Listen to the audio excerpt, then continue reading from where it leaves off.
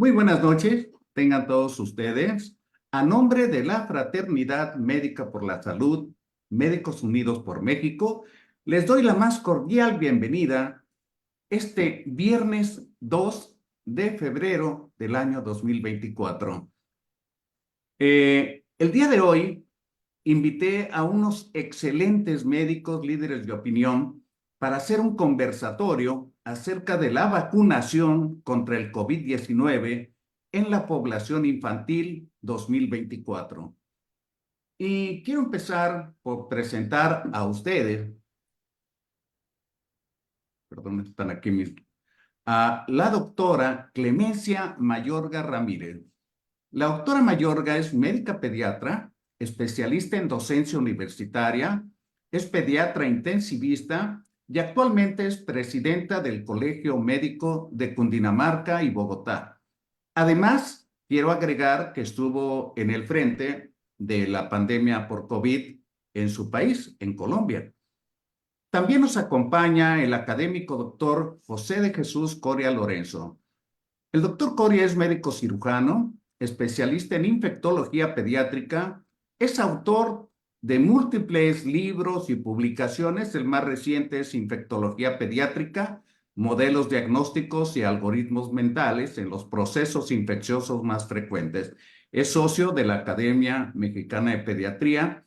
Ambos tienen un amplísimo currículum que no quiero detenerme mucho en ello. Así es de que, sin más preámbulo, quiero pedirle a la doctora Clemencia si me hace favor de encender su cámara y para, muy amable, que, ah, ah, algo había pasado ahí tecnológicamente y quiero empezar este conversatorio en lo que se nos une la doctora Arza de Paraguay y el doctor González, expresidente de Salud Pública de México, ya que estaba en una reunión, pues empezar, si les parece bien, con algunas preguntas y que nos hagan favor de dar su opinión. Y la primera que tengo aquí anotada es, ¿cuál es la causa que a casi 4 años de la pandemia contra COVID casi no se ha vacunado a la población infantil? Y me refiero específicamente a los menores de 12 años. Posiblemente existan políticas y cambios en cada uno de los países de Latinoamérica y de Estados Unidos y el mundo, por supuesto, pero yo quisiera escuchar de usted, doctora, ¿qué es lo que usted piensa que está sucediendo? Si le parece bien a nivel global y luego pues centrarse de lo que sucede en Colombia. Muchísimas gracias, doctor Lara. Agradecer su invitación y un saludo especial para todos los compañeros de panel y todos quienes nos escuchan.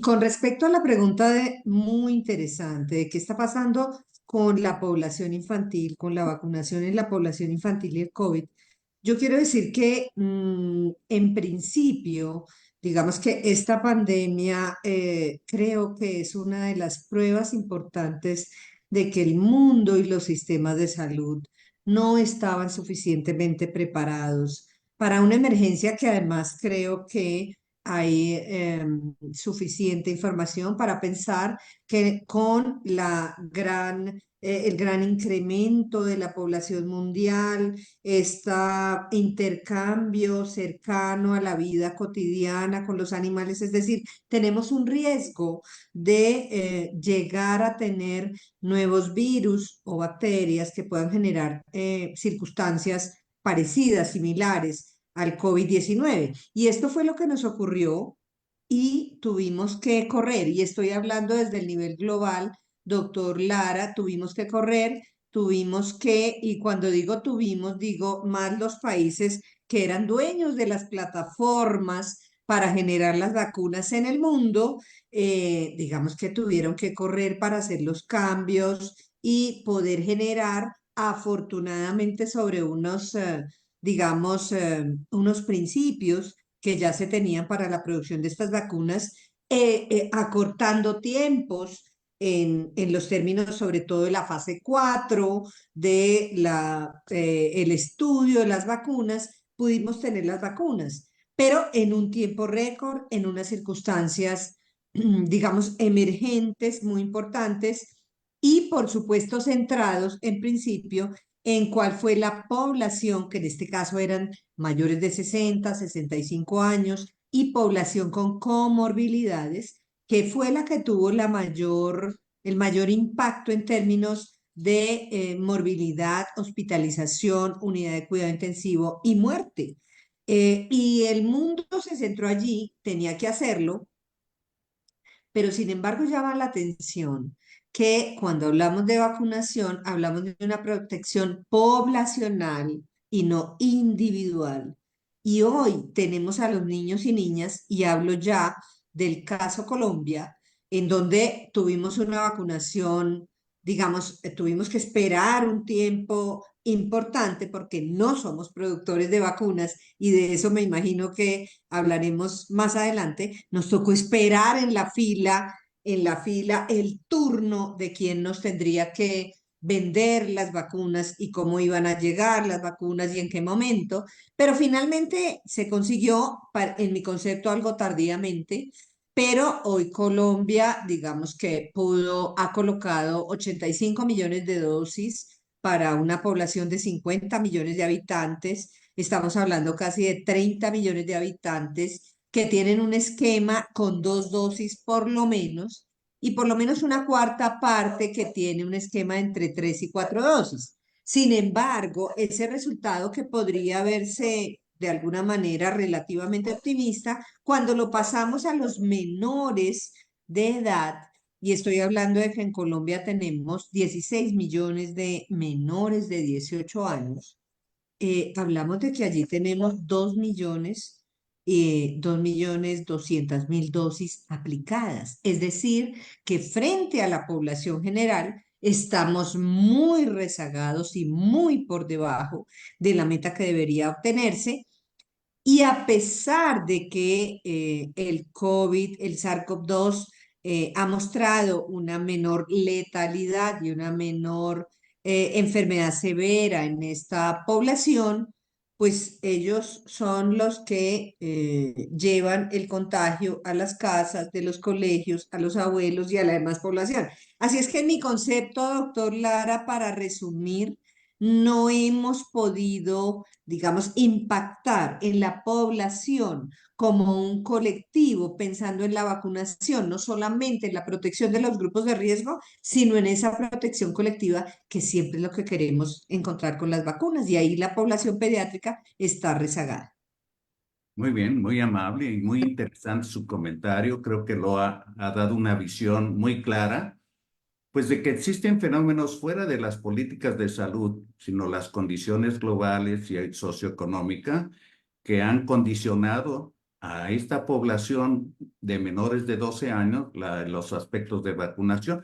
¿Cuál sería tu opinión, doctor Coria, de cómo consideras tú, en tu visión, por qué no se han vacunado? Por ejemplo, hace un año se empezaron a vacunar niños de 12 años en adelante en México, que no se han cubierto totalmente, pero en Estados Unidos ya se vacunaban niños de 6 meses, niños de 5 años a 12 años. ¿Qué es lo que está pasando en México?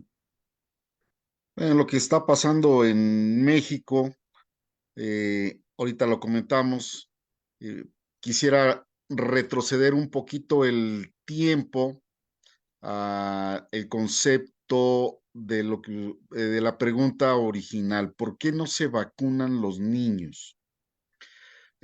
Muy probablemente, ¿qué pasó en la gran mayoría de los países en el mundo y que lo vimos en las primeras conferencias y conferencias de gente, si bien no expertos en COVID, porque a la fecha no hay expertos en COVID, ¿sí? El COVID nos sigue dando todavía mucho que aprender, pero la gente que eran líderes de opinión, de SLIPE, de algunos otros de Europa. Lo primero que decían era: los niños son menos susceptibles de enfermar. Los niños son menos susceptibles de evolucionar a un cuadro grave. Los niños son menos probable que sean favorecedores de diseminar el virus. Y hasta cierto punto tenían razón. Y eso es algo que de alguna forma pareciera mentira, pero si usamos un poquito el sentido común, pues realmente vemos que es cierto.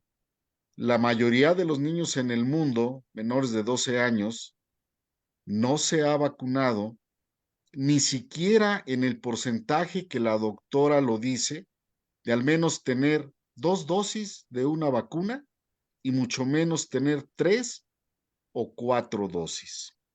¿Sí?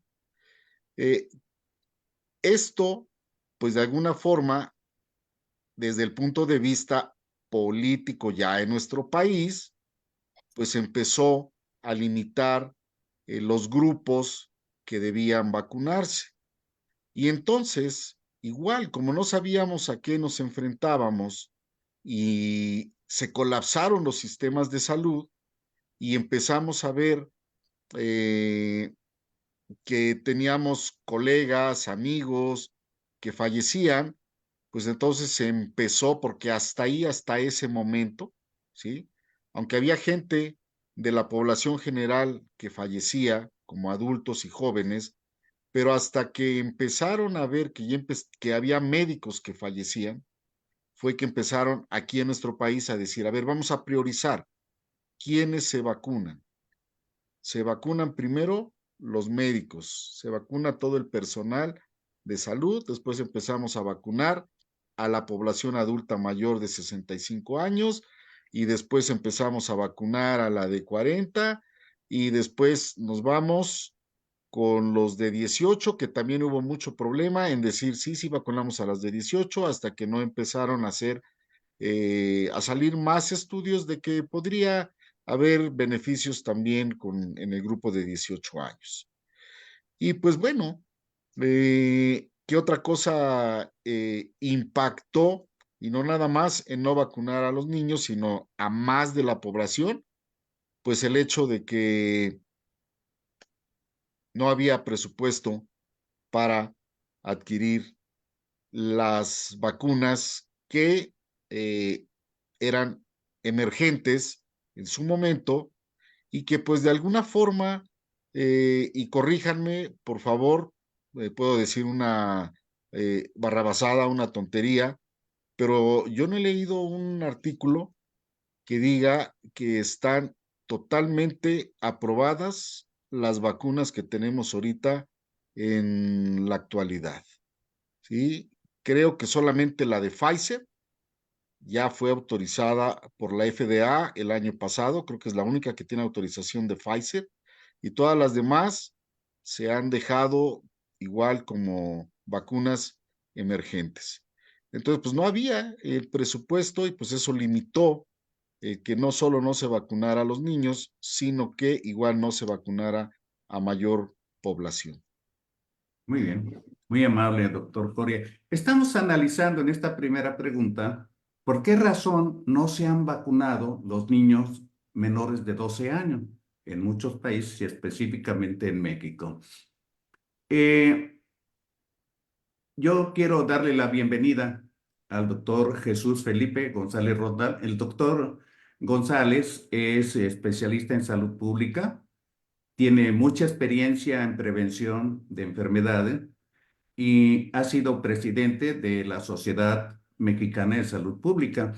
Y adelante, doctor González, con tu opinión. Bueno, pues antes que nada, muchas gracias por la invitación. Escuchaba de manera al doctor Coria y la parte final me tocó de la doctora Mayorga. lo primero que yo quisiera decir es que, a ver, la vacunación infantil en México en esta administración ha caído de manera abrupta, de manera dramática, desde el 2019. Porque ahora vamos a echarle toda la culpa al COVID. Y yo por eso digo, los datos ya en el 2019 es de una caída en términos de la vacunación infantil en México de manera abrupta y drástica, perdiendo una tradición y un liderazgo que México tenía en la región. Y lo señalo porque desde ahí traíamos problema en términos del abasto de medicamentos, porque se generó que iban a ir a comprar las vacunas a OPS y en ese año, por primera vez en la historia del país, hubo jornadas de salud pública donde no había el concepto de vacunación en octubre del 2019. Ya con COVID, primer caso en México 27 de febrero, 28 de febrero de 2020, hacia fines de año todo el mundo se vuelca en términos de la vacunación. Y recordemos que en México las primeras vacunas que llegaron fueron el 24 de diciembre del 2021, si mal no recuerdo. 3,000 dosis de vacunas, nada más que solo distribuyeron 925 a Estado de México, 925 a Querétaro, 925 a Ciudad de México. Ya desde ahí, pues hay una pérdida de vacunas que quién sabe quién se las pusieron. Me queda claro a quiénes trataron de proteger. Segundo tema, cuando se empieza a masificar la vacunación, se pierde la rectoría del Sistema Nacional de Salud, porque en el caso de la adquisición de vacunas, y creo que de manera muy atinada, el hecho de tener acceso a la mayor cantidad de dosis que en ese mundo había, México a través de la Secretaría de Relaciones Exteriores inicia los contactos y se tienen por lo menos 7 vacunas diferentes en un primer momento: AstraZeneca, Sputnik, Pfizer, etcétera. Pero luego, en mayo, cuando se creía que venía a la baja el número de casos, se vacuna a los maestros de manera prioritaria y no se vacuna al personal de salud que estaba en la trinchera como tal. México accede a la vacuna de Pfizer, que era la única autorizada para vacunar a menores de edad, y solo puede adquirir alrededor de 38 millones de dosis que alcanzan para 19 esquemas completos.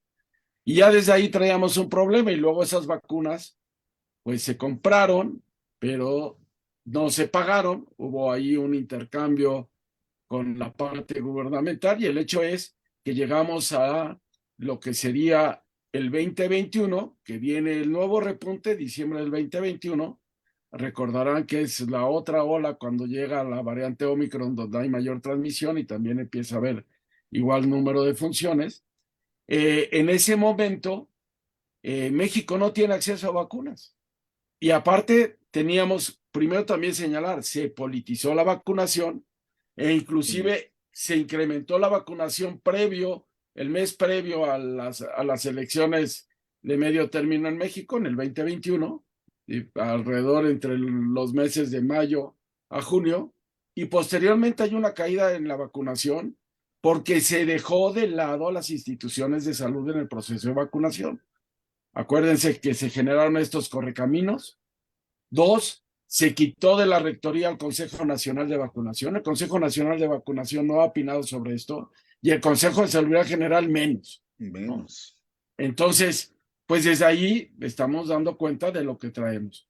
Hoy, por ejemplo, yo quiero que me digan alguien dónde están las cifras oficiales de cuántos y cuál es el número de mexicanos que tuvieron que irse a vacunar a Estados Unidos. No lo han preguntado y sería desde el punto de vista de epidemiología y de salud pública necesarísimo para saber realmente la cobertura de vacunación que tenemos. ¿Por qué no lo preguntan? Porque al final tan se politizó que todo se dejó en decisiones políticas. Tan es así que hoy tenemos para vacunar con Abdala y con Sputnik en términos de refuerzos, y en el sistema privado Pfizer y Moderna ya introducidas. Ya las dos únicas que se pueden utilizar en menores es Pfizer y Moderna. Y por ejemplo, en el caso de Abdala, para tener esquema completo se requieren 3 dosis de acuerdo al Ministerio de Salud cubano. Esas son las que estamos utilizando no cubren contra las nuevas cepas. Y bueno, pues la realidad es que hemos perdido toda la rectoría del sistema de salud sobre el proceso de vacunación y se ha politizado de manera muy clara como tal la situación. Y hoy, por eso, pues los menores de edad, si se quieren vacunar, se lo podían hacer de dos maneras. Introduciendo amparos judiciales, y entonces sí se empezaron a vacunar niños, porque eran con las de Pfizer, y si no se tenían esos amparos, realmente no hubo esquema de vacunación para ellos, sin considerar que los niños también se infectaban, que en alto número de ellos iban a ser asintomáticos, pero que sí iban a ser transmisores, sobre todo para sus padres, sobre todo para sus abuelos, para sus cuidadores, etcétera. Yo ahí le dejaría en esta primera pregunta. Hombre, qué buen relato. En el tiempo nos has llevado de la mano, pues, a una situación de reflexión, porque efectivamente el que no se vacune una población nada más porque no muere o no tiene riesgo mortal, eso no quiere decir que no transmita. Y el peligro latente que mientras siga circulando el virus va a seguir mutando, que es la otra situación. Se había hablado mucho de la inmunidad de rebaño, que siempre fue subiendo el porcentaje, pues simplemente porque no se vacunaba la población. Pero quiero ahora preguntar de manera un poquito a lo mejor más específica porque entendemos los obstáculos, pero ahora estamos viendo unas cepas de variaciones a partir de la Omicron en la que hemos encontrado en los niños pues enfermedades que son preocupantes. Y lleva tampoco esta pandemia y el conocimiento del virus que ni siquiera sabemos las repercusiones al mediano y largo plazo. Por ejemplo, aquí en el estado de Veracruz, en México, una niña que le dio COVID, aparentemente asintomática, y después hizo un cuadro de diabetes mellitus tipo 1, insulino dependiente. Entonces, caray, eso es algo terriblemente inusual y con un solo caso, pues debe de alertarnos. Quiere decir que el virus tiene esa capacidad de matarle específicamente las células del Langerhans. Y así vamos conociendo, simplemente porque llegan pacientes pediátricos con síndrome inflamatorio sistémico o porque tienen alteraciones de vasculitis a distancia o problemas dermatológicos, etcétera, otra serie de cosas, y dejamos a un lado las que comúnmente mucha gente mayor nos dice con frecuencia: insomnio persistente, ansiedad, ataques de ansiedad, dificultad, disnea que no es explicable a menos de que le hagan pruebas respiratorias, y hemos visto una aceleración de algunos padecimientos respiratorios en fibrosis, en gente joven que tuvo COVID. Entonces, hay gente de 40 años que tuvo COVID y tiene unos pulmones como si tuviera 70 años y no es fumador, algo pasó. Entonces, volviendo a nuestro cuestionario, ¿cuáles consideran ustedes, desde el punto de vista médico, social, epidemiológico, etcétera, en la opinión que ustedes nos quieran dar, qué pasa si no se vacuna a esta población? A esta población infantil que, ahorita que dijo la doctora Mayorga de la población infantil de Colombia, bueno, aquí nada más de los niños que van a primaria y secundaria son 25 millones. Es una barbaridad de niños. Y es una barbaridad de problema y de dinero que se tiene que invertir para prevenir enfermedades. Entonces yo quisiera empezar otra vez en el orden que empezamos con la doctora Mayorga, si nos hace usted el favor de decirnos en su visión cuáles serían los problemas potenciales o qué beneficios podríamos tener con la vacunación de los niños. Gracias, doctor Lara. Yo creo que, bueno, en mi concepto, y el doctor González lo mencionaba, es como volver a pensar en lo esencial, y es la vacunación. ¿Qué tipo de intervención en salud es? ¿Es una intervención individual o es una intervención colectiva? Y todos los que estamos aquí presentes y quienes nos están oyendo, sabemos que es una intervención colectiva, que su impacto, resultado en la salud de los seres humanos y en el impacto, ojo con esto, que tenga esa determinada enfermedad en los sistemas de salud. Es decir, cuánto se va a requerir de exámenes de laboratorio, exámenes paraclínicos, gastos en salud, unidades de cuidado intensivo por una determinada patología en cada sistema de salud. ¿Cuál es ese impacto que está generando? Y cómo la vacunación definitivamente sigue siendo una estrategia colectiva. A mi juicio, y podemos discutirlo con respeto con los colegas, pero yo estoy convencida de que hoy en el mundo estamos dirigiendo esta intervención que debe ser de impacto colectivo con unos determinados intereses. Y me uno a lo que menciona el doctor González. Doctor González, políticos, miremos quiénes producen las vacunas, quiénes venden las vacunas y quiénes compran determinadas vacunas.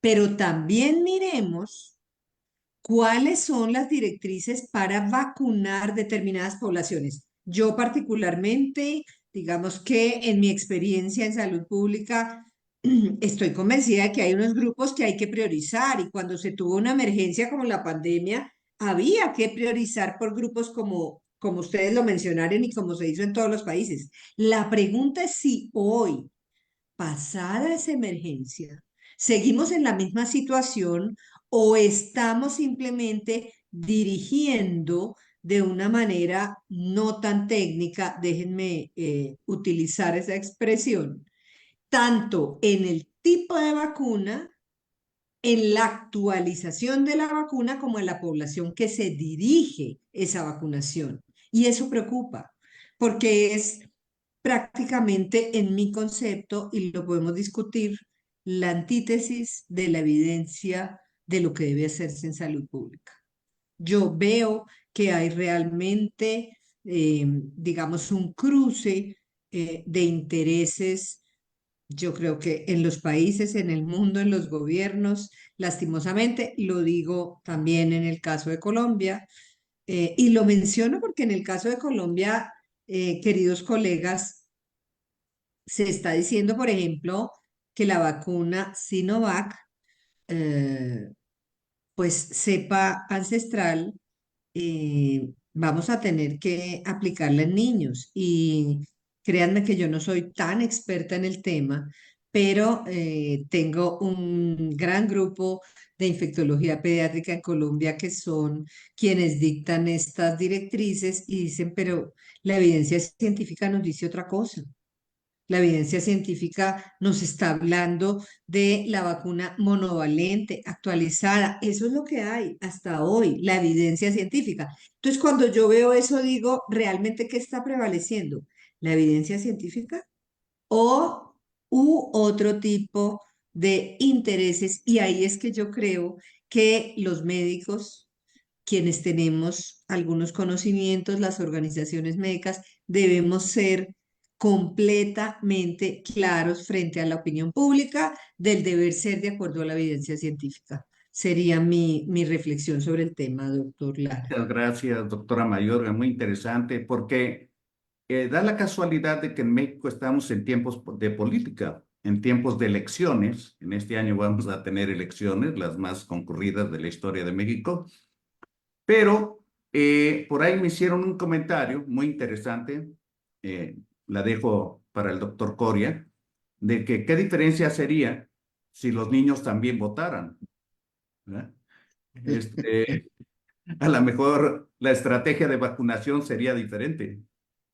Adelante, doctor Coria. Sí, muchas gracias. Yo creo que, bueno, el chiste se cuenta solo, como dicen algunos memes.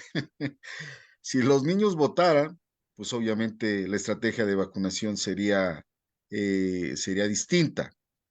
Pero tristemente, y qué pena que Colombia eh, tenga parte también de los mismos problemas que tenemos aquí en México, que le quieren imponer aplicar una vacuna porque hay un compromiso político, ¿sí? Pero retomando la pregunta original, ¿qué pasa si no se vacuna a los niños? Eh, Igual así como decía el doctor González Roldán, que desde el punto de vista epidemiológico sería prudente conocer cuántos se fueron a vacunar a Estados Unidos, cuántas dosis se pusieron los que fueron a Estados Unidos, ¿sí? Y ver si esos que se fueron con Estados Unidos fueron una, dos veces, o fueron más, o fueron una, y aquí se pusieron las otras vacunas, qué pasó con ellos, porque eso es muy importante desde el punto de vista también de cómo podemos nosotros visualizar, y que no creo que se pueda hacer, medir la inmunidad de rebaño, ¿sí? Que eso difícilmente se puede hacer, pero que todo mundo lo sabemos y lo hemos entendido desde que se aplica la vacuna de polio en los cuneros. Dices, bueno, ¿y por qué lo aplicas desde recién nacido? Porque el niño en el cunero, después de que le pones las gotitas de polio y está más tiempo ahí, empieza a eliminar el virus y hace una inmunidad de rebaño. ¿Por qué la vacuna de hepatitis A también favorece inmunidad de rebaño? Y luego la gran venta de Pfizer, pero antes no la tenía Pfizer, se me fue ahorita el laboratorio, de la vacuna de Prevenar, pues era exactamente así, fue como lograron ganar mucha comercialización de la vacuna, porque decía, si vacunas a todos los niños, evitas que los adultos se enfermen de neumonía neumocócica y se mueran de una complicación de neumonía asociada a influenza. Y entonces luego se hizo la campaña vacuna a la vez, influenza y neumococo en el adulto, ¿sí? Ya que vacunaste a los niños y generaste que cierto número de adultos en la familia estuviera protegido contra el neumococo, porque el niño ya no lo va a contagiar al adulto mayor, pues después ya se enfocaron en vacunar a los adultos y decir, bueno, vamos a ampliar la cobertura en vacunación. Aquí en los niños, pues estamos perdidos si les queremos poner Abdalá o Patria, porque todos los estudios, como la doctora decía que en su país respecto a la que quieren poner, indican que no tiene esa eficacia, efectividad, ¿sí? Pues hasta donde se quedaron los estudios de Abdalá y Patria eran para las primeras cepas de el COVID y no para las progenies futuras, ¿sí? Y afortunadamente, lo que se ha visto con la nueva vacuna, la XBB punto 1.5, que se empezó a trabajar desde el 2022 y ya en el 2023 para 2024, ha demostrado tener cierta efectividad, sobre todo en los adultos mayores de 18 años, pues bueno, de alguna forma tenemos la alternativa de poder vacunar a esa población. Y si bien es cierto que no hay muchos estudios al respecto en los grupos menores, se sugiere que los niños mayores de 6 meses al menos puedan tener una dosis de la vacuna que pudiera favorecer la protección, como bien lo dijo el doctor Felipe Roldán, contra diferentes cepas de las que en un momento dado Omicron y la nueva, la NJ1, que, que es parte de la progenie de Omicron, pueden en un momento dado causar enfermedad por SARS-CoV-2. ¿Cuál es el problema? El problema es como, creo que usted lo mencionó, doctor Antonio Lara, sucede lo mismo que con la influenza, mientras el virus siga circulando y va a seguir circulando, ¿sí? Pues en un momento dado va a llegar a haber más mutaciones. Y bueno, ¿qué podemos esperar de todas estas mutaciones? Dos cosas, una buena y una mala. Posiblemente la mala que de repente tengamos una recombinación con algo por ahí que salga de algún lugar y que tengamos otra vez una cepa que pueda causar una gran mortalidad. O la otra, que cada que vaya haciendo más mutaciones, pues vaya bajando también su capacidad de virulencia, como lo es lo que se hace con las vacunas virales al hacerlas, ¿sí?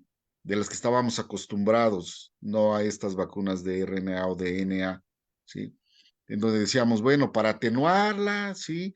Pues vamos a hacer pases, vamos a hacer disminuir todos los pases virales para que tengamos atenuación, pero que tengamos una respuesta inmunológica, ¿sí?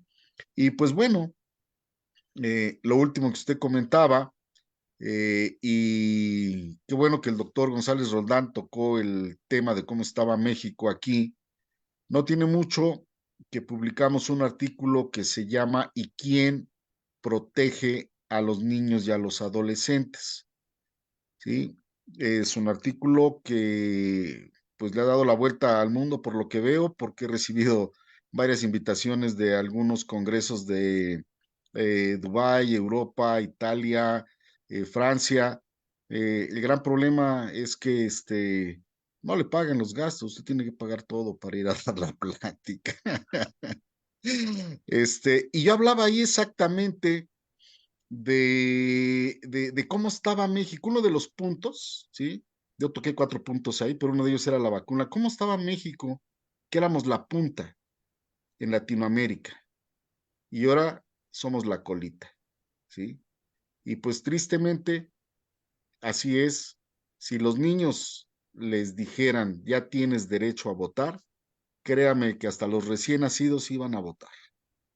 Muy bien, pues muchas gracias, doctor Coria. Y retomando las palabras del doctor González, porque puso el dedo en la llaga. Teníamos un déficit de vacunación en México, de vacunación de otros padecimientos, de otras enfermedades, y no hemos tomado en cuenta que todo ese tiempo de confinamiento de esa generación de niños que no se vacunó, ¿verdad?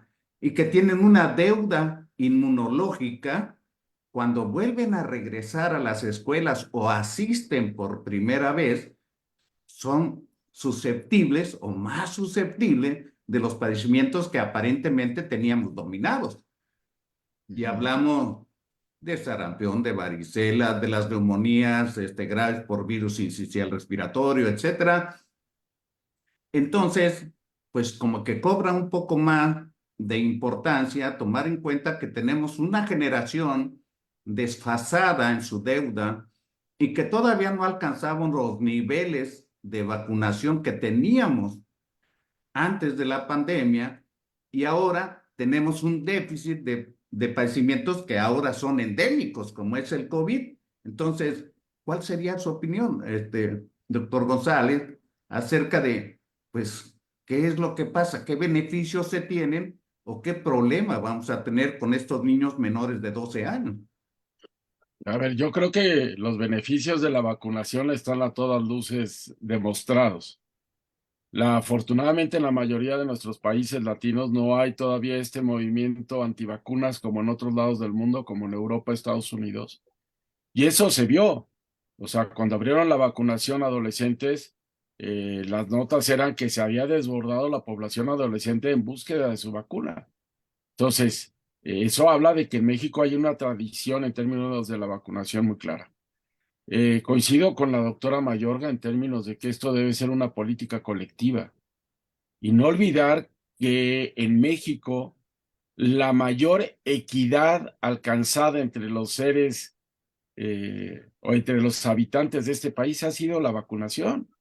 Las campañas de vacunación de todos los niños, todas las vacunas con la cartilla nacional de vacunación, nadie se podría inscribir a una escuela preescolar o primaria sin tener su esquema, su cartilla de vacunación completa, hacía justamente que la misma vacuna por igual se la aplicabas a pobres, a ricos, a citadinos, al ámbito rural, etcétera. 2, financiamiento. no es un tema de financiamiento, perdón. No nos han mostrado en cuánto han comprado la Abdala, la Sputnik, etcétera, pero nos vamos a ir de bruces cuando veamos que el costo-beneficio, costo-efectividad de comprar una vacuna de esas por meramente una visión política, ideológica, en aras de protección, es claro. Y creo que aquí se ha perdido la rectoría de los que saben y conocen y son expertos. Por eso yo hablaba de cómo el Consejo Nacional de Vacunación, donde están representados los principales expertos de vacunación en el país, fue relegado. La arrogancia, soberbia, improvisación de nuestras actuales autoridades, pues se quedó demostrada. Consejo de Salubridad General, ante la pandemia más importante en la historia de la humanidad de este siglo, ni una sesión exprofeso para ella. Y yo era participante de ahí y es claro cómo pues dejó de estar presente en aras de una decisión pues nada más en una sola vertiente. Y creo que aquí, y hablando de financiamiento, este año tan solo hay 13,000 millones de pesos autorizados para vacunas infantiles y sin embargo solo se han ejercido 2,000 millones de pesos. Es decir, no estamos comprando, no llegamos tarde y hemos perdido también la posibilidad. Precio, México es de los países en Latinoamérica que por el número de niños que teníamos, niñas o niños, 2 millones de niños que nacían cada año, ahora 1,700,000, pues podíamos negociar mejores condiciones de precio. Ejemplo, México tiene la vacuna de influenza garantizada hasta el 2034 porque se garantizó por lo menos 34 millones de dosis para los grupos objetivos clave y por eso México tiene la vacuna como tal. Si hoy vemos vacunación y veía aquí el comentario de Citlali, que nos acaban de decir apenas hace 2 días, influenza al 78%, COVID 19%, pero 19% sobre las dosis que tienen, no sobre la población objetiva, porque para influenza tienen, y es muy diferente esa cobertura, ¿no? Pero también la gente tiene mayor conciencia, entonces el adulto no está yendo a vacunarse con Abdala o Sputnik y se les están caducando y acaban de llegar nuevos cargamentos de vacuna de Abdala que ahí se les van a quedar, ¿no? Y ya destruimos muchas vacunas que no se aplicaron por COVID a todos los grupos de edad, ¿no? Y luego la otra parte que yo veo es, creo que en este momento, ante la nueva normalidad de COVID, ya usted señalaba, doctor Lara, que al final, en cualquier momento puede haber una mutación que pueda hacerse más severa porque el virus va a tratar de reproducirse y vivir, ¿no? Sí, sí. Dos, nosotros tenemos que aprender a vivir en esta nueva normalidad y tenemos que fortalecer los esquemas de vacunación con todos los niños y todas las niñas, pero con una visión diferente. Si algo nos había demostrado la vacunación infantil tradicional contra polio, contra viruela, contra sarampión, contra rubiola, contra tétanos, tosferina, es que la vacuna evitaba que el niño enfermara. Y sin embargo, hoy lo que nos demuestra en términos de enfermedades respiratorias es te va a evitar que tengas complicaciones graves, que te tengan que hospitalizar o que si te hospitalicen te tengan que intubar o te fallezcas. No olvidemos que apenas en esta temporada invernal nuestros hospitales pediátricos estaban a tope por lo que yo llamaría una triple epidemia en términos de influenza, virus incisional respiratorio y COVID como tal. Y todavía seguimos con esta colita y los frentes fríos van a seguir. Entonces, sí es importante vacunar a los niños. El problema es que no estamos teniendo esa visión de protección, de prevención primaria y sí la politización de lo que es algo fundamental como es la vacunación. Y yo hablaría más allá. Tendríamos que aprovechar la coyuntura para tener ya la vacunación del adulto mayor y del enfermo crónico establecido para sincicial respiratorio, para influenza, para COVID, para neumococo, para meningococo, para herpes en los casos graves, etcétera, etcétera. Si no aprovechamos la coyuntura política y los que conocen, que es el gremio médico, los expertos como tal, no se manifiestan en estos momentos señalando lo que ha estado mal en nuestro país, pues al final vamos a seguir en manos de decisiones políticas y no científicas. Y no olvidemos que la salud no debe de tener ideologías, ni colores, ni partidos, ni nada, sino es un derecho al cual tenemos todos los mexicanos, ¿no? Sí, definitivamente. Muchas gracias, doctor González, valiosa opinión. Y refleja en cierto modo la preocupación de mucha gente, que hay muchos subejercicio de presupuesto y ya no contamos aquellas vacunas COVID que se caducaron y que incluso después dijeron que se podían poner ya caducadas, ¿verdad? Parece increíble, vamos, es como un cuento de terror. Vamos a pasar a cuáles consideran entonces, y eso que no hemos tomado en cuenta, que no solamente circulan los virus, sino que contribuyen mucho la parte de la salud pública y el concepto muy claro, ahora con el calentamiento global, los efectos que se tiene con la salud, el mal cuidado en nuestro medio ambiente y que no estamos contribuyendo a tratar de resarcir o mejorar las condiciones de temporada de lluvias tremendas, sequías tremendas. Estamos desde hace años, si no décadas, en un estrés hídrico que cada vez se vuelve más evidente y todo eso va a tener un comportamiento diferente y seguramente peor con respecto a algunas enfermedades. Y entonces, ¿cuál considera, doctora Mayorga, el mayor problema? El mayor problema al que se enfrentan los países, las poblaciones, como México, como Colombia, para vacunar a esta población, si tomamos en cuenta que son ciudadanos igual que otros, no tendría que haber diferencia. Y ahí se me ocurre pensar, pues, que es una cuestión de dinero. O sea, hay que invertir dinero. Y la salud cuesta. Hay que dejar de pensar que la salud es gratis, que la atención médica es gratis, que los insumos son gratis. No, todo eso cuesta dinero y cuesta en la medida del valor que le demos a la vida. ¿Qué es lo más valioso que tenemos? Pues la vida. Y de ahí, pues nuestra salud. ¿Por qué no invertimos en eso? Entonces, ¿cuál considera usted, doctora Mayorga, cuáles son los mayores obstáculos ahí en Colombia con respecto a la vacunación de los niños?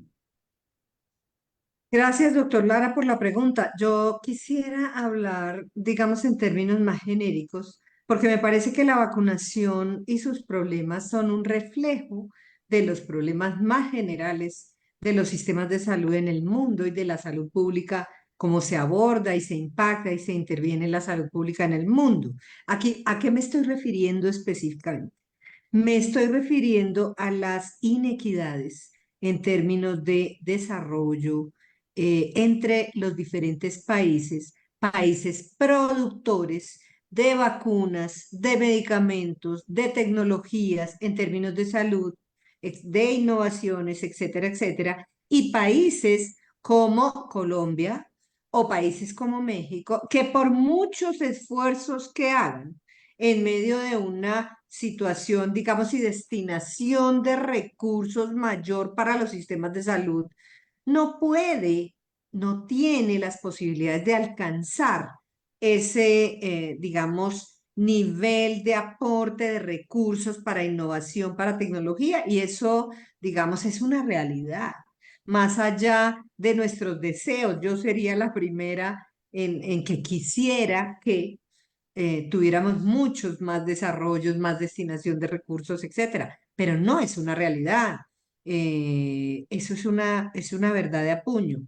Y tenemos de frente, queridos doctores, unos desafíos de una sobrepoblación mundial. O sea, somos ya 8.000 millones de personas en este planeta, invadiendo las áreas de nuestros queridos animales, compitiendo prácticamente por cada centímetro del planeta con las diferentes especies, con riesgos de más zoonosis y enfermedades. Yo creo que esta pandemia fue el primer banderazo, pero todos aquí sabemos que los riesgos con esta sobrepoblación mundial de seres humanos, con los tipos y formas de relacionamiento del ser humano con el entorno y la naturaleza, con la destrucción de recursos naturales,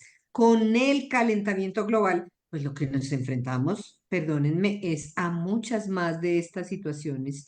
Creo que se decía el doctor González y el doctor Coria me corregirán, antes de la pandemia que tuvimos ahorita 2020, estábamos hablando de que 100 años antes tuvimos la anterior. Si no estoy mal en la cifra, fueron más o menos 100 años.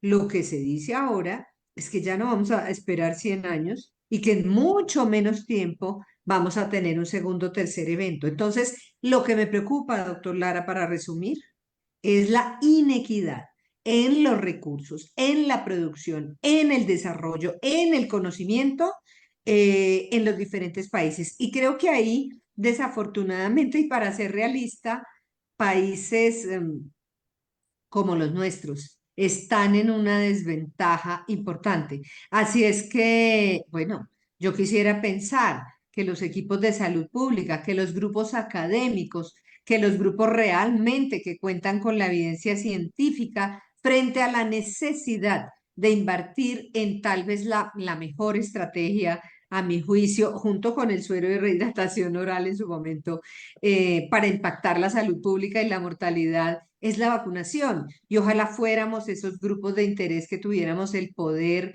y que pudiéramos llegar a la toma de decisiones en los gobiernos, ejercer como un grupo de presión, de abogacía para que realmente se tomen las decisiones y se invierta en la vacunación como un fenómeno de impacto colectivo más allá de cualquier politización y solamente con base en la evidencia científica. Ese es mis grandes preocupaciones que comparto con ustedes.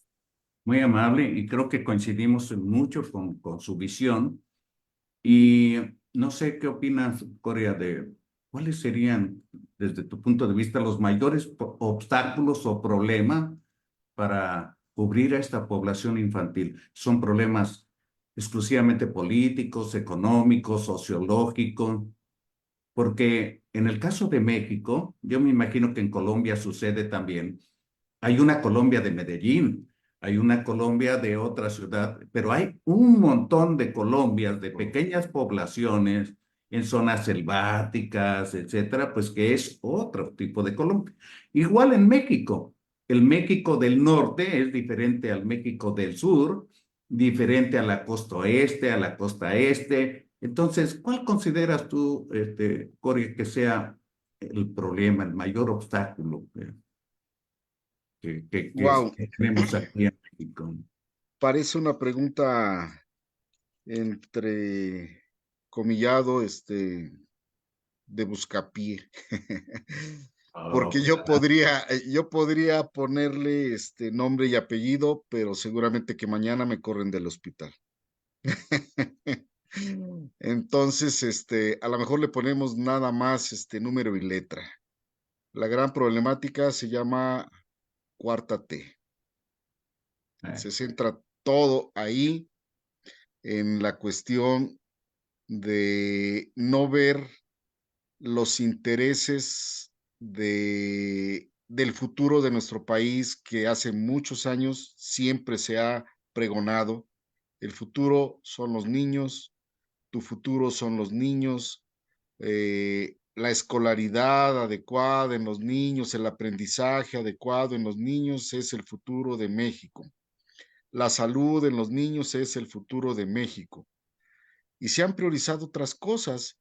Y tristemente dentro de esta polarización, pues está politizado, como ya se ha reconocido, y como lo dijo bien en toda la síntesis que hizo el doctor González Roldán, pero da la impresión que hay intereses comerciales también, por la cuestión de cómo desaparezco un Consejo General de Salubridad y a partir de ahí, cómo quiero quitar unas normas de salud que era lo que los hospitales desde el primer nivel de atención hasta los institutos de salud decían, ¿Qué dice la norma? Ah, ok, perfecto, ¿sí?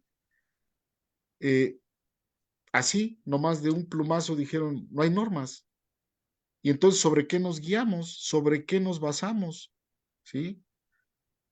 Yo tuve la fortuna de en 4 administraciones de la Academia Mexicana de Pediatría que me escogieran para ir a las juntas de consejo de vacunación, hasta que llegó esta administración y de repente se acabaron las juntas de consejo de vacunación, ya no hubo.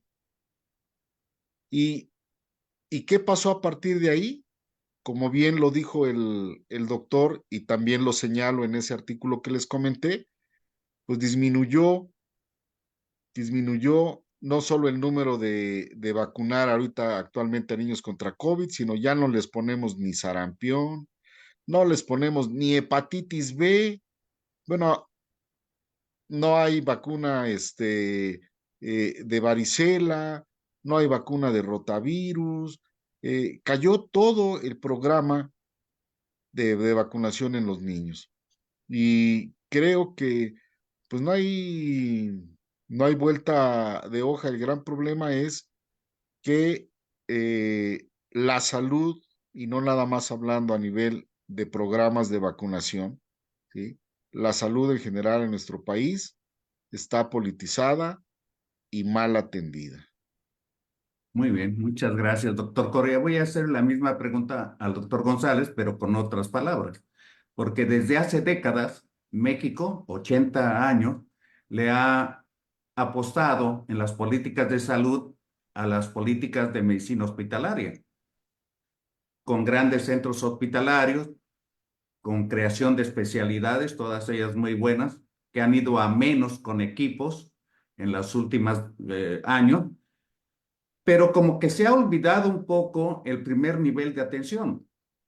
Y escucho por todos lados y con cualquier colega que el COVID nos tomó desprevenidos, que que las comorbilidades mataban mucha población mayor, que tenían padecimientos que sufrían desde hace décadas. Y la pregunta era, ¿y qué pasó en el primer contacto? Eso por un lado. ¿Qué ha pasado con la medicina de primer contacto? Según tengo entendido, de cada 100 pesos que se dedican a la salud en México, solamente 7 pesos van dedicados al primer contacto. Y parece ser que los grandes colapsos, las grandes catástrofes demuestran la gran vulnerabilidad que tenemos la mayoría de los países en el primer contacto. Tenemos poblaciones enfermas que se vuelven presa fácil por esa comorbilidad. Y por otro lado, pues las grandes catástrofes, no solamente el COVID, como sucedió a nivel mundial. Acabamos de pasar un huracán terrible en Guerrero y la población no sabía qué hacer. Es más, los médicos no sabían qué hacer, improvisando, y tal parece que los sistemas de salud tampoco saben qué hacer en una situación de catástrofe.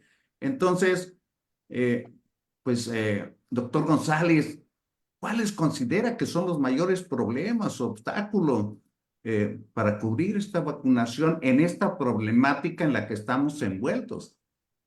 A ver, ahora sí que son varias preguntas, sobre todo muy retadoras. Y déjame decirte, todos los sistemas de salud a nivel mundial se han centrado siempre en la atención médica desde la época hipocrática, ¿no? Y generalmente nos hemos ido a construir hospitales. A mí me ha tocado, creo que soy de los pocos funcionarios que ha sido director general de epidemiología y director general del SENAPRESE, y cada reunión con un gobernador, un secretario de salud de los estados, lo primero que pide es dinero para construir nuevos hospitales, ¿no? Aunque luego no tengan el dinero para operarlos. Y Veracruz es un ejemplo clarísimo de ello, ¿no? Segundo, creo que uno de los grandes problemas es que hoy se está viendo el tema de salud como gasto y no como inversión, como correctamente señalaba la doctora Mayorga. Invertir en la vacunación infantil es invertirle en nuestro futuro, invertirle en menos enfermedad, invertirle en menos muerte. Y nada más lanzo 2 datos. En la historia de la humanidad, de los últimos 10,000 años hasta el año 1100, la esperanza de vida creció de 26 a 32 años. Y en el siglo XX, en 1900 al año 2000, de 32 años a 75 años en promedio. ¿Qué pasó? Agua potable, drenaje, antibióticos, vacunas, ¿no? Por redondear eso. Si no invertimos en lo que sabemos que es la mejor inversión que podemos hacer en términos del desarrollo humano, pues estamos fregados, ¿no? Y como bien señala el doctor Coria, hoy se toman decisiones con base a factores políticos. 2, administrativamente, Sencilla perdió la rectoría. Diciembre del 2021, renuncia a la directora general Miriam Veras y queda acéfala la dirección más importante en ese momento, que tenía que ver con vacunación COVID, 2 años y medio sin director general. Es criminal, ¿no? Si no hay un líder, pues ¿cómo va a operar toda la estructura? Me señalabas el primer nivel de atención. Son 12 pesos de cada 100 que se destinan al primer nivel de atención. Pero ahí se atienden el 95% de los padecimientos. Entre 3 y 4% en segundo nivel y solo un 1 a 2% en tercer nivel de atención. ¿Qué ha pasado? Nuestra infraestructura en términos de atención médica se generó hace por lo menos 40 años con una vocación evidentemente rural, servicio social, 70 años de creación, todo era rural. Hoy, la mayor cantidad de centros de salud y clínicas están en el ámbito rural, 75%, nada más que 80% de la población ya vive en área urbana, ¿no? Cuando antes era el 80% que vivía en área rural. Entonces, la infraestructura no ha dado el paso hacia allá. Tercer tema, perdimos bono demográfico. De aquí al 2050, la mayoría de la población en México, vamos a pasar de lo que era un dulce de chocolate llamado Kisses a lo que es el mantecado pancake o cupcake, donde la mayoría de la población va a estar por arriba de los 50 años. Y hoy seguimos formando pediatras y ginecobstetras y no geriatras, por ejemplo, ¿no? Otro tema, mencionabas la atención de urgencias epidemiológicas y desastres. Te voy a dar 2 datos y yo recupero la medicina galénica. Él hablaba de la prognosis, adelantarse o anticiparse a, ¿no? Te diría, influenza. ¿Alguno de ustedes me puede decir cuántos muertos hubo por influenza en México? Y el primer caso se presentó aquí en 2009. Menos de 2,000. ¿Pero por qué? Porque teníamos el antiviral, que un servidor entró en la negociación con Laboratorio Roche. En la fila que llegamos íbamos a ser como el 25º país en tenerla. Como decidimos comprarlo a granel, fuimos el tercer país en tener el medicamento cuando ya estuvo en el mercado desde 2004. Y teníamos el Plan Nacional de Preparación y Respuesta ante una probable pandemia de influenza y no esperábamos el H1N1, esperábamos el H5N1, que ahí sigue todavía y que puede dar. ¿Qué pasó? Vino influenza, teníamos el medicamento. Entonces podemos prever. Señalabas huracán. No avisaron. Si tú ves la presentación de salud, 10 días antes sabían que había una formación en el Pacífico y que iba a pegar. Lo supieron. No se movieron. A mí me tocó la atención del mismo Acapulco cuando quedó incomunicado por aire y por tierra y mandamos oxígeno, insumos en menos de 9 horas por buques que salieron de Salina Cruz y de Bahía de Banderas o por Nayarit. No, perdón, de Manzanillo. Quiere decir que podemos prever. Y hoy tenemos que prever que va a haber una nueva pandemia o de una variante de coronavirus o de esta influenza H5N1 o del H7N9 o del H3N7, de cualquiera de estas variantes podemos De tener esos en tres. cualquier momento, ¿no? Entonces, sí podemos prever. ¿Qué necesitamos?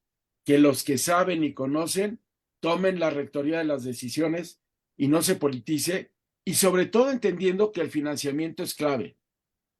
México perdió la oportunidad por soberbia también, porque cuando teníamos y podíamos tener acceso a vacuna de COVID en mayores cantidades negociando mejor precio, ¿no? El presidente cerró la oportunidad a que la iniciativa privada pudiera comprar vacunas.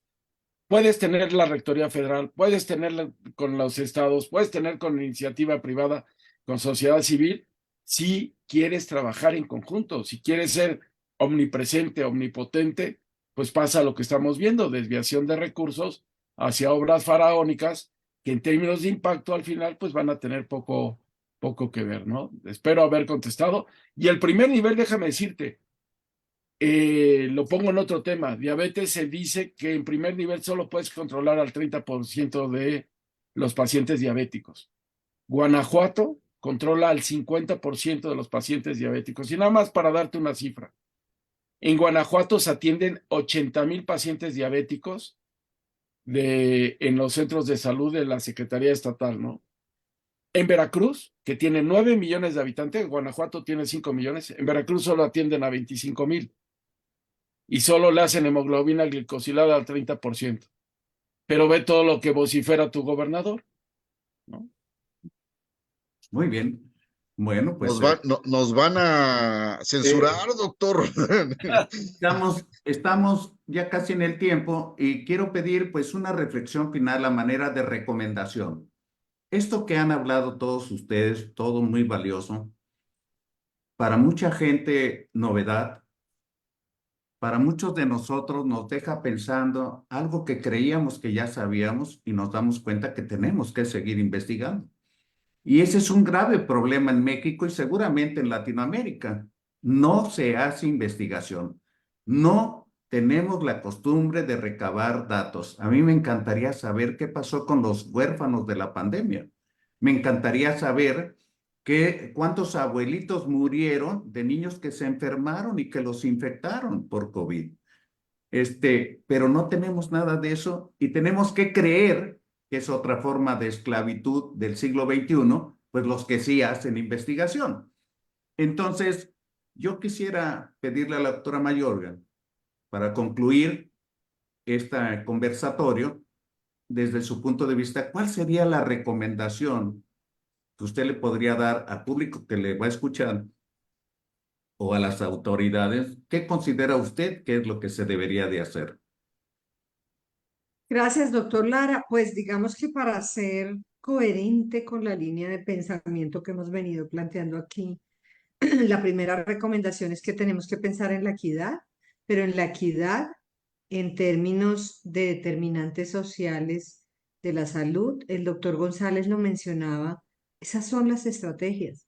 Tenemos que ser claros en que a pesar, y seremos aquí los primeros defensores de las innovaciones y las nuevas tecnologías y los avances de los sistemas de salud, pero no se nos puede olvidar que lo de fondo está ya en la calidad de vida, en los servicios públicos, en las condiciones crónicas tratadas, en la atención primaria, es decir, es allá en el terreno y no solamente en los sistemas de salud en los que tenemos que impactar.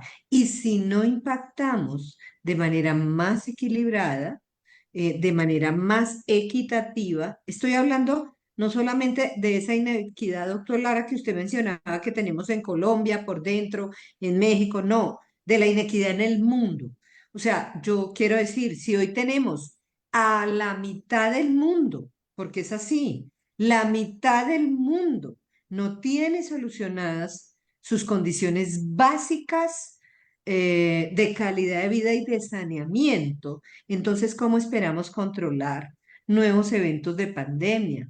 ¿Cómo esperamos controlar en un mundo globalizado donde en un solo día tenemos miles y millones de viajes entre un continente y otro donde todo está conectado? O sea, si nosotros no logramos llevar, y sé que estoy diciendo algo, digamos, difícil de creer, porque uno puede decir, pero ¿cómo vamos a llegar hasta allá? Pero yo estoy convencida de que si no lo pensamos así y si no logramos nosotros incidir en ese pensamiento de los tomadores de decisiones, para que entiendan que tenemos que mejorar ese 80% de lo que en última resulta en la salud, que son las condiciones de vida, entonces los desafíos, digamos, van a ser mucho más difíciles. Lo segundo es que creo que tenemos que ser capaces de, con la evidencia científica, y es que créame, doctor Lara, doctor González, doctor Coria, que creo que a veces la evidencia científica, tenemos tanta evidencia científica y sin embargo a veces me pregunto, ¿es que no somos capaces de comunicar? No tenemos la suficiente. ¿Por qué los tomadores de decisiones? Y créame que me desvelo pensando en eso y diciendo, ¿cómo hacemos para que los tomadores de decisiones eh, entiendan que ese paquete, ese tapete de la evidencia científica y debería ser parte fundamental? Creo que ahí tenemos una responsabilidad y es cómo seguir incidiendo con base en la evidencia científica, por ejemplo, en este caso específico de la vacunación, de la necesidad de vacunar a la población pediátrica, de tener las vacunas actualizadas, de producir las vacunas, etcétera, etcétera. Y por último, prepararnos para esos nuevos eventos que estoy segura que van a llegar. Y nosotros, pues un llamado, este ya es un llamado un poco a los grupos académicos como ustedes y en todos los países, a cuál es nuestro papel y a que hagamos una reflexión profunda de cómo incidir en esas toma de decisiones. Creo que es lo que podemos, digamos un poco para resumir mi visión de lo que creo que nosotros debemos hacer y podemos proponerle y contribuir a la sociedad y a los colectivos de los diferentes países. Muy amable, doctora Mayorga. Doctor Coria, pues un mensaje final. ¿Cuál sería tu mensaje final? Bien, pues prácticamente considerando que estamos ya en el tiempo, eh, creo que todos los que nos han escuchado y los que nos van a escuchar, porque sé que usted lo manda después bien a muchos lugares el video, deben tener claro que no perder la conciencia de vacunación en toda aquella población en la que en un momento dado esté indicada una vacuna, ¿sí? Y quizá siendo un poquito buscando la manera de cómo poder lograr esto y queriendo pelear por las bondades de los sistemas de salud. Sé que es difícil porque hay grupos que son compatibles, hay grupos antagónicos, hay grupos que buscan intereses, pero yo creo que el gremio médico y sobre todo el gremio médico epidemiológico, de pediatría, de inmunología, debería juntarse, ¿sí? Y tratar de hacer un escrito, algo en donde se mande la mejor evidencia que haya a quien le toque en un momento dado ser el próximo secretario de salud para que retome las consideraciones al respecto de los esquemas de salud completos en los niños y pues pelear porque no se quiten las normas que siempre nos han dado luz en el manejo de muchos pacientes. Muy amable, doctor Coria. Y bueno, quiero pedirle también a el doctor González Roldán que nos dé una reflexión a manera de recomendación sobre qué es lo que pasa con este problema que tenemos de la falta de vacunación en niños menores de 12 años. A ver, yo coincido con el doctor Corey y con la doctora Mayorga que tenemos que hacer frente común. A nivel mundial se aplicaron 14,000 millones de dosis de vacuna y los países donde menos aplicó son los países con mayor índice de pobreza o los que están en desarrollo medio. Y eso pasó igual aquí. No es lo mismo la vacunación en adolescentes que se dio a nivel ciudades y se dejó de lado, por ejemplo, la vacunación en adolescentes en área rural para no gastar en distribución. O sea, se centralizó en las ciudades como tal. Ya hay evidencia de eso. Segundo, pues nosotros, como a mí me tocó, yo acabo de ser presidente de la Sociedad Mexicana de Salud Pública, y por primera vez todos los presidentes de colegios y sociedades médicas, como decía bien el doctor Coria, para que no nos pegaran a uno, nos juntamos todos y mandamos múltiples escritos, pero fue como las llamadas a misa, ¿no? Entonces, yo creo que en estos momentos también el tema político nos tiene que interesar, porque literalmente pues van a estar dos visiones de país del que queremos. Y uno es si queremos seguir igual y otro es si podemos por lo menos buscar cambiar el esquema como tal, ¿no? Y yo creo que eso está a todas luces claro, ¿no? Si continuamos con lo que hemos venido arrastrando en esta administración o le damos un giro como tal, ¿no? Y ahí creo que nosotros como líderes de opinión, ¿no? Cada uno tenemos nuestro granito de arena que hacer, pues con nuestros compañeros de trabajo, nuestros pacientes, nuestros amigos, etcétera.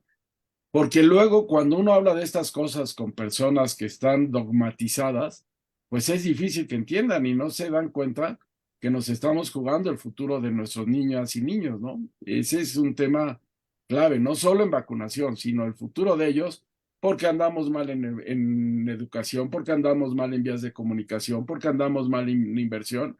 Entonces, ahora sí que qué México queremos dejarle a nuestras niñas, niños, a nuestros nietos, ¿no? Ese es un tema clave. Y yo creo que aquí, para mí es algo muy claro, ¿no? Que es, hoy se ha demostrado que la salud más que nunca tiene que tener inversión y yo creo que están convencidos todos, desde los empresarios hasta los políticos. ¿Por qué? Porque la pandemia nos demostró que se puede parar el mundo a consecuencia de una enfermedad. Y es un momento en que nuestro ámbito de salud tiene que salir a decir, pues sin salud no hay nada, con salud hay todo, ¿no? Entonces, creo que ese es un tema clave como tal. Desafortunadamente también, luego los que llegan a posiciones políticas desde el punto de vista de salud, pues lo que menos entienden es de salud, ¿no? Entienden más de huesos y de otras cosas. Pero yo parto de una idea. Primero, en este momento las individualidades pesan muy poco. En salud pública se debe saber trabajar en equipo, ¿no? Así es. Y si no sabemos trabajar en equipo, vamos a caer en improvisaciones como lo hemos visto. En salud pública no se puede improvisar y se debe saber trabajar en equipo. Yo cerraré con eso. Muchísimas gracias. Todos los comentarios muy valiosos. Yo nada más para cerrar esta transmisión quiero agradecerles a nombre de la Fraternidad Médica por la Salud, Médicos Unidos por México, y decir que posiblemente tenemos que pensar muy bien cuál es el país que queremos. Porque no solamente en la salud tenemos una gran deuda que no se ha saldado, una visión que es bastante corta, porque los niños no es el futuro, es el presente.